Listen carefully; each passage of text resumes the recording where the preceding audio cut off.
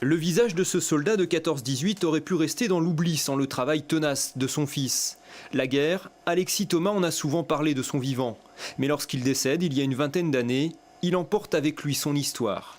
Quand il est mort, en fait, on s'est aperçu qu'on aurait dû être plus curieux et en savoir plus. Et à ce moment-là, on a découvert qu'il n'avait pas de documents. Son livret militaire était un duplicata qui n'avait aucune information. C'est finalement en 2009, en poussant la porte des archives départementales, que Jean-Claude Thomas retrouve le passé du poilu. En consultant ce registre matricule, il découvre que son père a été affecté comme observateur à 5 régiments différents entre 1915 et 1919. Sans cette information, aucune recherche n'était possible.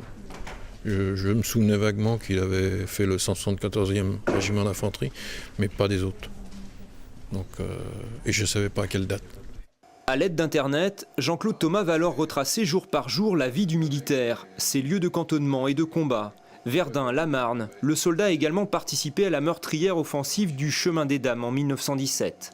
Et donc ça, c'est tout son cheminement pour aller jusqu'au lieu de combat.